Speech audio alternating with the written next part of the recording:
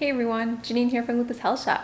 Welcome back to my channel, the #1 spot for lupus warriors and supportive family and friends who want to learn about root causes of lupus and how to decrease symptoms naturally. So this week's topic, what causes hair loss and how is it connected to lupus? Whether we're talking about temporary or permanent hair loss, I've got an answer for you. If you want to thrive in spite of lupus, if you want to prevent pain, decrease symptoms, if you haven't already, make sure to subscribe and click on that notification bell so that way every week you're notified of our weekly video release. All right, let's dive in.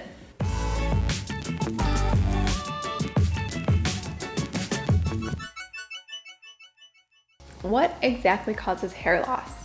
Before I can answer that, it's important to know the phases of hair growth because that is connected to how environmental triggers cause the hair loss. So there are 3 stages of hair growth: anagen, catagen, and telogen. Anagen, this is a hair growth stage where the hair may grow like ½ an inch a month. Catagen, the end of the hair growth phase, and that lasts about 10 days. And you have telogen, that's the resting phase. It's where the hair is released and it falls out. After falling out, that hair follicle will remain inactive for about 3 months. And then the process continues to repeat itself. So what are some triggers that mess up the natural phase of our hair growth? First, stress. I know it's unavoidable, but we're going to talk about how it triggers it and some ways that we can minimize it. When a stressful situation occurs, cortisol is a hormone that taps into our energy reserve that gets glucose, and that helps with flight or fight mode. But when bodies don't complete this process, that's when our body gets stuck in that phase and it kind of stays in shock. The nervous shock can basically cause the telogen effluvium phase. So basically the nervous shock caused the telogen effluvium, what is known as temporary hair loss in a non-pattern way. I love the sun. I'm sure you love the sun. But lupus does not love the sun, and neither do the medications of lupus. This is how it happens and why it's happening. So once we know why, we can figure out how to get around it. So as a flare-up in general is triggered by the sun or any UV light exposure, UV light can cause rashes or lesions. Because the cells in our skin are unable to get rid of dead cells because of the rashes or lesions caused by the sunburn, we're more sensitive to the sun. And it causes dysfunction in the cells of our scalp. And that's why some people experience it up there too. If you have discoid lupus, inflammation and scarring of the hair follicles can progress to irreversible hair loss, irreversible baldness. And that's sometimes what happens when we don't figure out how to prevent those lesions and the scarring and the flare-ups to occur. Antidepressants, NSAIDs, anti-blood clotting drugs, that can all cause hair loss. There are a few other common ones that I'll explain as well that cause hair loss. Even though it can affect our hair growth, I do have a really phenomenal solution that you are not gonna wanna miss. So here's the medications like prednisone and what we're gonna do about it. Prednisone can cause hair loss because it's a synthetic medication of a steroid hormone that is produced in our body. It's actually produced in the adrenal gland. So as it takes over your natural balance of hormones, it throws off that balance in hormones. Because it throws off the balance of your hormones, it can affect the cycle of the hair growth. Essentially, it causes your hair to enter the telogen effluvium phase faster than it's supposed to. Another medication are immunosuppressive drugs. These types of drugs affect the anagen effluvium phase, and that's where the hair stops growing. It even causes loss of body hair too. It does it by damaging the matrix of the cell. Although this is a drug that's usually unavoidable in some treatment plans, if you're leaning towards more of the functional medicine route, there are ways to stop taking those medications and to start on a healthier treatment plan that has no side effects like that.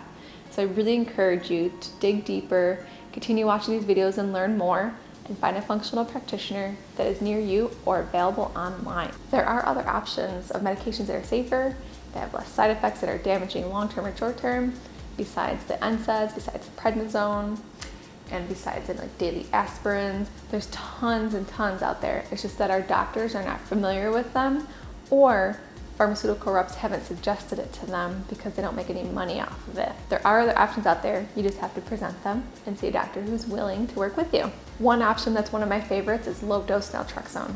I will leave a link below on more information on that. It's one of my go-tos that I take in combination with Plaquenil. It's very reliable for most people.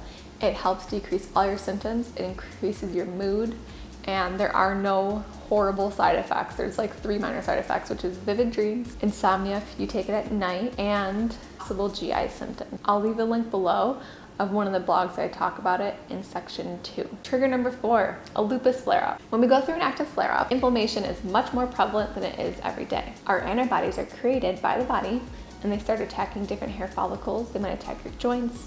It's a whole body approach to attacking you. Like what you see so far, subscribe and click on the bell so you don't miss out next week on our new video.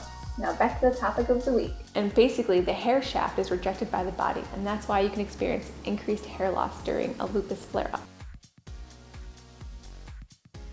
Another common one that most of us don't really get tested for is nutrient deficiencies or low normal. Because it's a low normal, our doctors will not do anything about it. Also, there's a big misconception that we don't have nutrient deficiencies, and when I say we as in America. Doctors don't test for iron deficiencies, they don't test for magnesium deficiency, they don't look at any selenium or any minerals, because it's just not something that they're used to having to do, and it's not something that's really recognized. But those who do get tested by functional medicine doctors do find out that they are lacking the B vitamins, they're lacking selenium, they're lacking iron, magnesium, and so much more. Iron deficiency can cause hair loss. If your hair follicles don't get enough oxygen, they will not grow, and they rest too long and they fall out. Vitamin B12 is a really common deficiency or a low normal that we experience. In fact, sometimes we might have a normal range, but our body's not using it properly. And that's where it happens, where it circulates the bloodstream, but our cells are not using it. If you have GI autoimmune issues, if you take metformin, you're more likely to suffer with B12 absorption issues. Biotin, this is part of the B family. You might hear a lot of loopy warriors on different Facebook groups say, take biotin, it helps with my hair growth, but that's just one piece of the puzzle. Also, it depends on the supplement that you're taking. It's not good to take a supplement that has any fillers, preservatives, and you wouldn't even know that unless you ask for third-party testing to ensure that it's pure. Selenium is super important. It's really, really great for your thyroid, and it's a very powerful antioxidant. This minimizes free radicals that form in your body. It's also what helps contribute to maintaining hair and nail health. The key word there is contribute. Everything in combination works best, and you'll see better results. If you have untreated thyroid issues, this could be a problem of your hair loss, and selenium absorption and iron absorption issues are part of that too.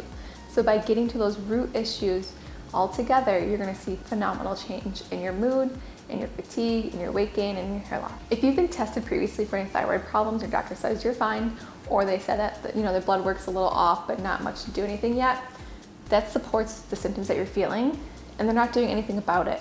What they should be doing is being proactive, not reactive to emergencies only. So if you're not satisfied, please see a different doctor who will test for a full thyroid panel. Most doctors only test for your TSH and possibly your T3 and T4. They're missing 6 other components to really see what your thyroid is doing. If you want to prevent these thyroid symptoms or learn more about thyroid testing, check out this video with Dr. Kirsty. She's a pharmacist. She had horrible thyroid problems, and when she realized that the pharmaceutical life was not helping her at all, she started looking into functional medicine. So check out her story. She is phenomenal, and I really think you'll learn a lot from her. If hair loss is something that you're struggling with, if it's something that kind of hurts your confidence and you just don't know what to do about it, you've tried everything, I hear you. I was there, and it's really scary to go through when you pull out clumps out of your hair. I used to struggle a lot, and then I made my own hair oil. It's called Hair Gains, because anybody can take it. It's for anyone with any hair type. And whether you're suffering with hair breakage, hair thinning, or just dry hair, it's gonna help all of those. So the gains you see will be all of the above. Now that you know the causes of hair loss, what are some things that you can do to be proactive in preventing hair loss and to stop it? Well, next week, I'm gonna share more detail about multiple ways and things that you can do at home, and talk more about the hair gains and what exactly is in it and how it works. You don't wanna miss out on that video. So in the meantime though, watch these 2 videos over here because they are helpful and help you decrease symptoms naturally. Subs if you loved it, thumbs if you liked it. Thanks so much for watching, and I will see you next week.